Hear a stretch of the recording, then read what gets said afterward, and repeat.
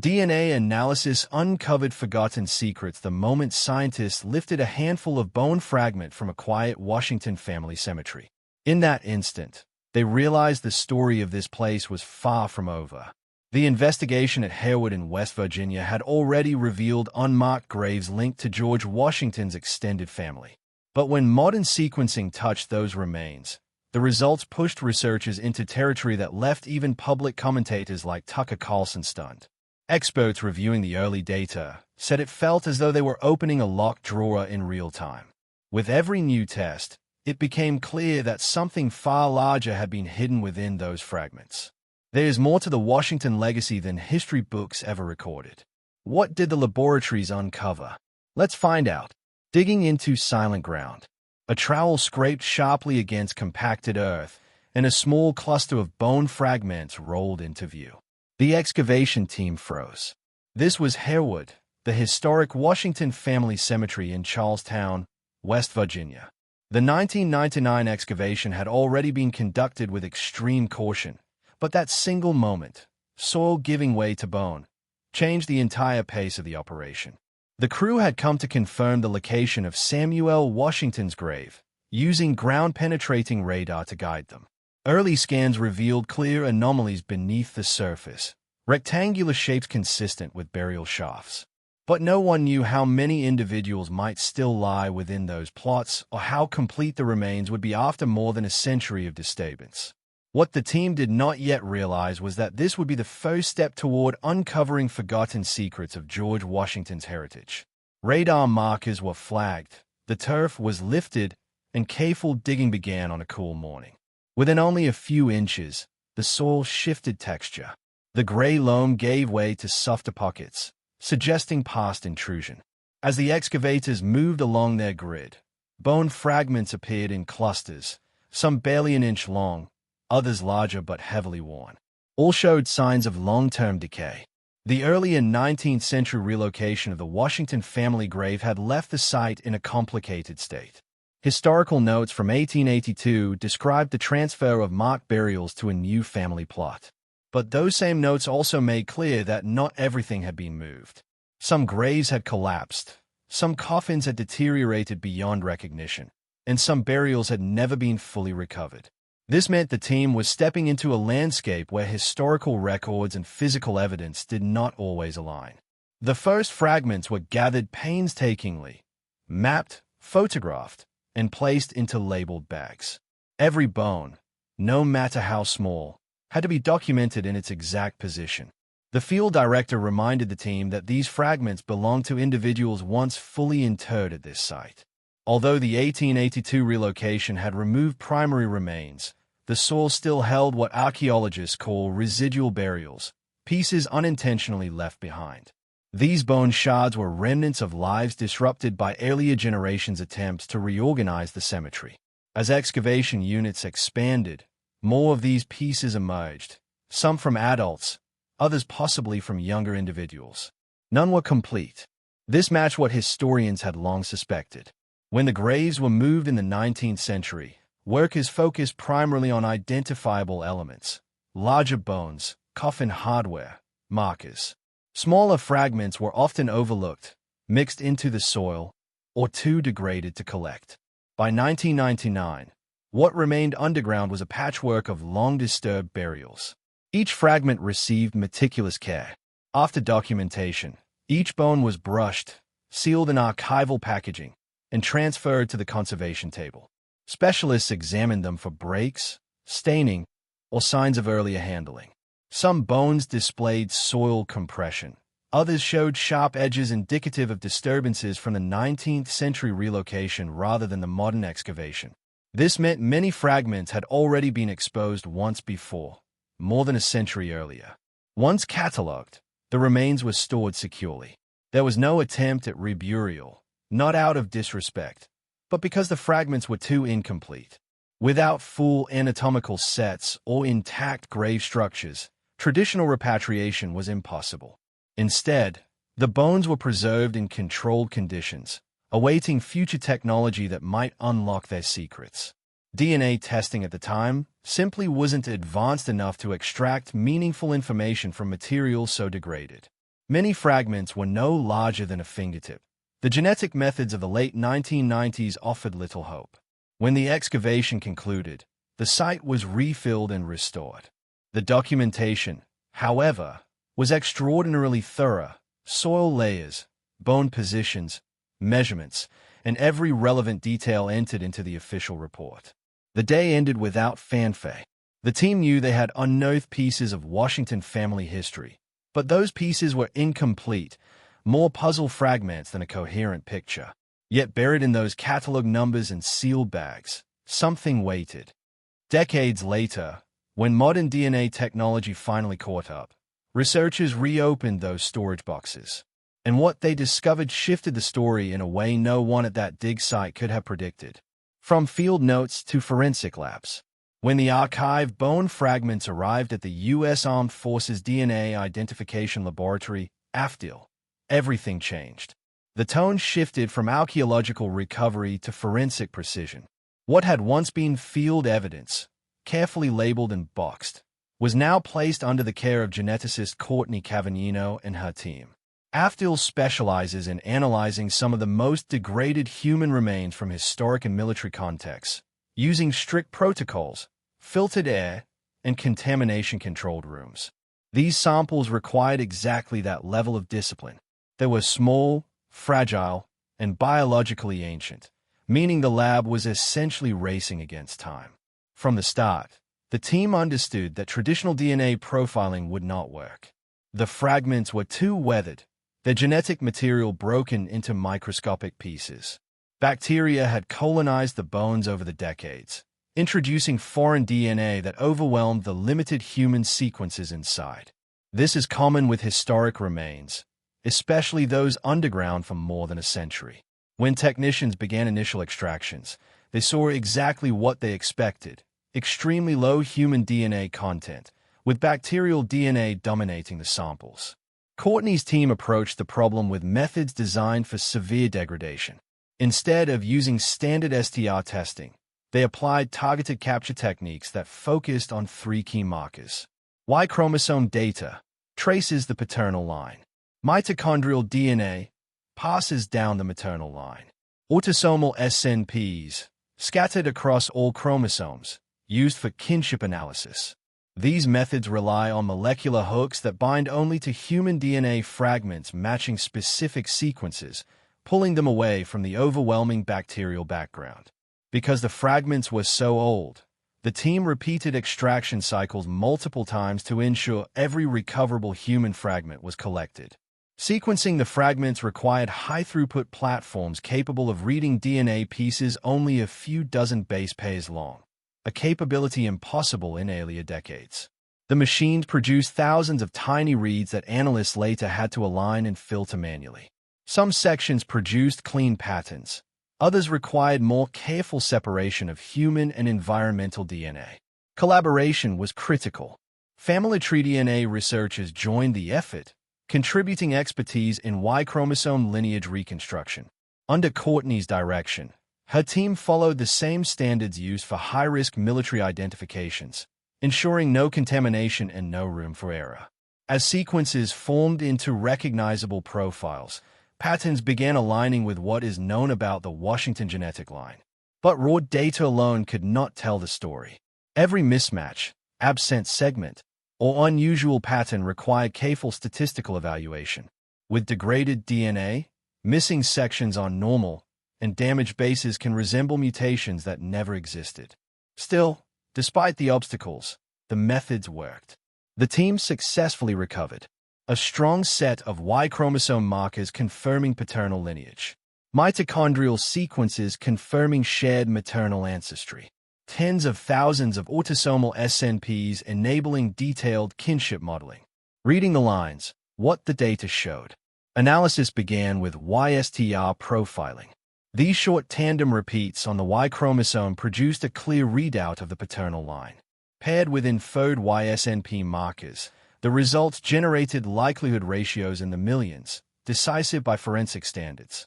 The paternal signatures matched those of documented Washington male lineage. Next came mitochondrial comparisons. Because mitochondrial DNA passes unchanged from mother to child, The team used it as an independent verification. The sequence overlap was strong enough to confirm a shared maternal background among the remains. The original publication detailed exact base pair positions and mutation points, all reinforcing the same narrative revealed by the Y chromosome results. These individuals were linked by blood. Finally came the autosomal SNP data, the most powerful layer. Tens of thousands of markers allowed the team to map kinship networks with remarkable resolution. Autosomal SNP overlap remains one of the most balanced and reliable methods for estimating kinship because it reflects inherited contributions from every branch of a family tree. When the analysts compared the profiles from the recovered remains, the shared genetic markers aligned at levels so strong that coincidence could be ruled out immediately. The statistical likelihood ratios rose sharply, leaving no doubt about the relationships. According to the study, the autosomal patterns placed the individuals within a clearly defined family grouping, and the reported margin of error was essentially negligible. It was at this point that the numbers began to reveal not only broad kinship ties, but the generational distance between the individuals as well. The researchers did not rely solely on genetic data. They paired their laboratory results with archival documents tied to the Harewood Cemetery plot. Those records stated that the cemetery once contained several Washington family burials that were disrupted during an 1882 relocation effort. Notes from that year described the movement of headstones, partial disinterments, and graves left in disarray. Workers recorded that only fragments remained in some locations after the transfers. When the 1999 archaeological team mapped the modern layout of the site, the physical patterns matched the historical descriptions precisely.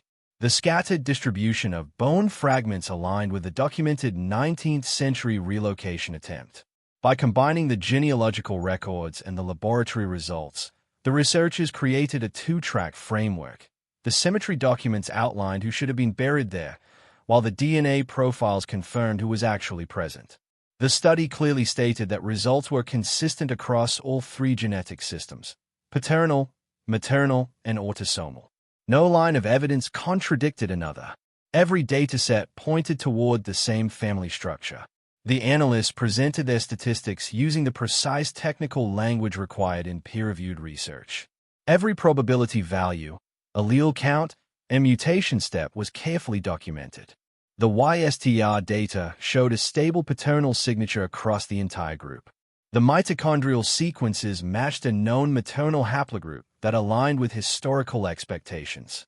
The autosomal SNP overlap reached a degree of similarity strong enough to support specific kin relationships, and the likelihood ratios reflected that strength. By the time the report reached its conclusion, the evidence formed a unified and coherent chart. It was the kind of chart that required no interpretation. The connections ran straight from one layer of data to the next. The cemetery history provided the context, the archaeological recovery supplied the material, and the genetic testing delivered the answer. Yet the study withheld the most striking revelation for last. The data revealed clear family ties among the individuals, ties that extended directly to George Washington's immediate relatives. The names behind the numbers told the story. It began with the simplest evidence, the autosomal kinship results. The researchers laid out each profile and fitted them into a generational grid.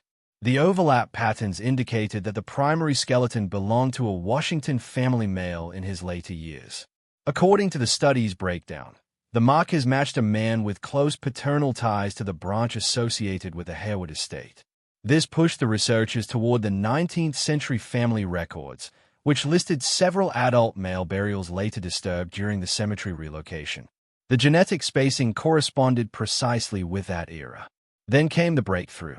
The findings revealed that the three unmarked burials belonged to George Steptoe Washington Jr., Samuel Walter Washington, and Lucy Payne Washington. Yes, Samuel Washington, George Washington's younger brother, had been lying in an unmarked grave. Historical references had long suggested that his remains were somewhere on the Harewood estate, but the 1882 disturbance, which moved headstones and partially exhumed graves, removed any visible marker. For more than a century, even descendants assumed his burial site was lost. The DNA analysis finally confirmed that Samuel rested in one of the anonymous pits, a truth hidden by fragmented remains and incomplete records. The second identified individual was Lucy Payne Washington, revealed through matching mitochondrial DNA as the maternal anchor in this trio. Her autosomal SNPs confirmed her position as the matriarchal figure within this cluster of remains. Historical documents from Harewood mentioned her presence in the family, but her burial location had remained uncertain until this study. Her identification underscored the interconnected nature of the Washington family lines, since her descendants carried both paternal and maternal markers that proved crucial for triangulating the relationships. The third burial, George Steptoe Washington Jr., completed the immediate family picture. His autosomal and Y chromosome profiles positioned him as a male relative of the same generation as Samuel Washington. Genealogical records and DNA comparisons with living descendants supported this placement. The combination of cemetery maps, archival notes, and genetic evidence created a cohesive narrative. 3 generations of the Washington family, spanning both maternal and paternal lines, documented in a single, previously unmarked section of Harewood. But how could such significant figures end up in graves without markers? Researchers pointed to several contributing factors. The 1882 cemetery disruption removed headstones and dislocated remains, leaving fragments scattered in unmarked pits. Family disputes regarding inheritance or burial responsibilities may also have played a role. These factors help explain why Samuel Washington, despite his importance as George Washington's brother, ended up in a simple, unrecorded resting place. The impact of these findings was profound. The study produced the first Y chromosome DNA profile for the Washington paternal line, establishing a verified genetic baseline for anyone investigating the descendants of George Washington's brothers.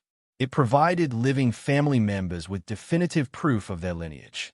For historians, it settled long-standing debates about who lay in Harewood's unmarked graves. For genealogists, it offered a methodological model for resolving complex family histories, particularly within intermarried lineages like the Washingtons. Perhaps most significantly, the study unearthed a family secret that no document had fully illuminated. The unmarked grave of Samuel Washington had been hidden in plain sight for more than a century. Only the combination of advanced DNA analysis, diligent archival research, and meticulous archaeological work could reveal the truth. The Washington family narrative deepened, not just in terms of public prominence, but also private loss, concealed burials, and the decisions that shaped these quiet mysteries. The identification of Samuel Washington, George Steptoe Washington Jr., and Lucy Payne Washington instantly reshaped both historical understanding and family awareness.